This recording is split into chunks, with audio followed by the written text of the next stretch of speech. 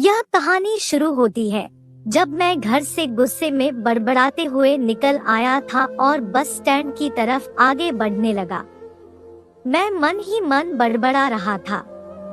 पता नहीं पापा ने कितने पैसे छुपा के रखे हैं, लेकिन मेरे लिए एक बाइक नहीं ले सकते।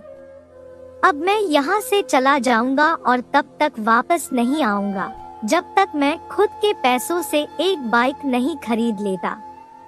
इतना सोच ही रहा था तभी मेरे पैर में मुझे कुछ चुभने का एहसास हुआ। नीचे देखा तो समझ आया कि जल्दबाजी में पापा के जूते पहन आया हूँ। उन जूतों में कील उभरी हुई थी जो मेरे पैर में बार बार घाव किए जा रही थी। लेकिन उस समय गुस्सा अधिक था तो मैं बड़बड़ाते हुए आगे बढ़ गया। एकाएक मुझे याद आया कि मैं पापा का पर्स भी साथ ले आया हूँ। मेरे खुराफाती दिमाग में एक ख्याल आया, क्यों ना आज पापा का पर्स चेक किया जाए, जिसे आज तक उन्होंने किसी को हाथ तक नहीं लगाने दिया था।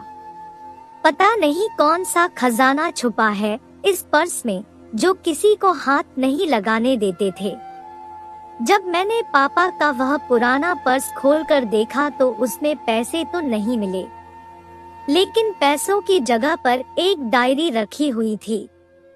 तब मैंने सोचा, ओह, तो यहाँ खजाना छुपा रखा है। मैं समझ रहा था कि यहाँ पापा ने लिखा होगा कि किससे कितने पैसे लेने हैं और किसको कितने पैसे दिए हैं। लेकिन मैं गलत था।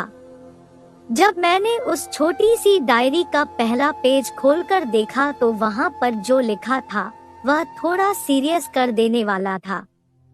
डायरी में जो लिखा था उसे पढ़ने के बाद मेरे चेहरे पर जो एक्सप्रेशन थे वह गायब हो चुके थे, क्योंकि डायरी में वैसा कुछ नहीं था जैसा मैं सोच रहा था। वहाँ पर उन पैसों का हिसाब लिखा हुआ था जो अलग अलग कामों के लिए अलग अलग लोगों से उधार लिए गए थे। उस लिस्ट में कंप्यूटर के नाम पर भी पैसे लिए गए थे।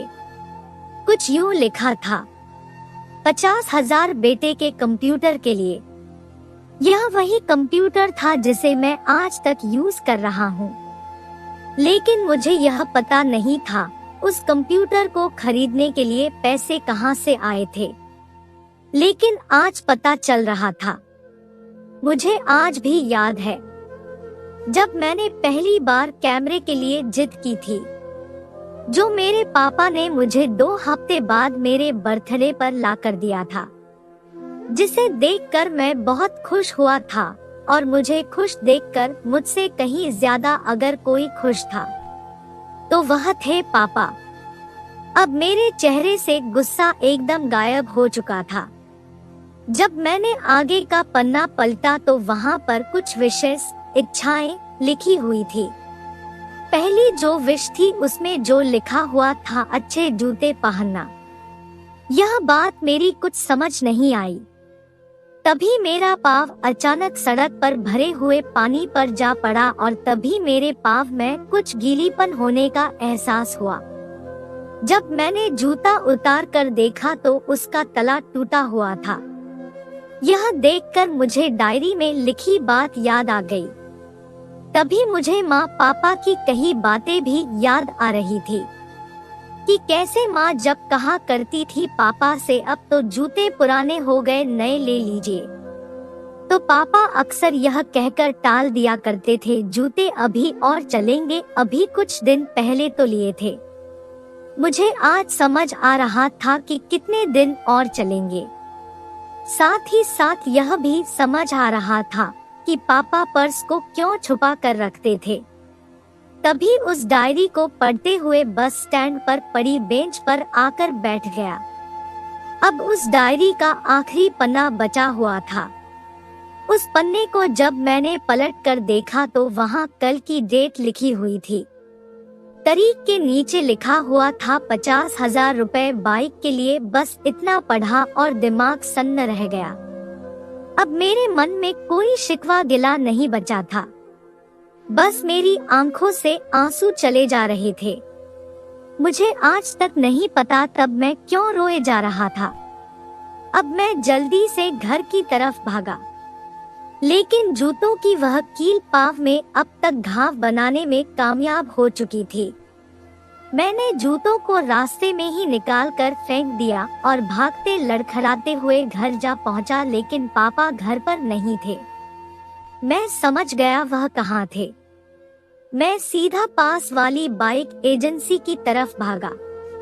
पता नहीं आज कहां से इतनी ताकत आ गई थी कि मैं भागते हुए थक नहीं रहा था, और वह भी बिना जूतों के नंगे पैर। जैसे तैसे मैं बाइक एजेंसी पर पहुंचा। पापा वही थे। मैंने पापा को दौड़कर गले लगा लिया और मेरी आंखों से आंसू रुकने का नाम ही नहीं ले रहे थे। पापा को समझ नहीं पा रहे थे आखिर हो क्या रहा है, मैं क्यों रो रहा हूँ। मैंने पापा से कहा, पापा मुझे मोटरसाइकिल नहीं चाहिए, आप अपने लिए जूते ले लीजिए। अब आज से मैं जो भी करूँगा अपनी मेहनत से अपने बलबूते पर पढ़कर करूँगा।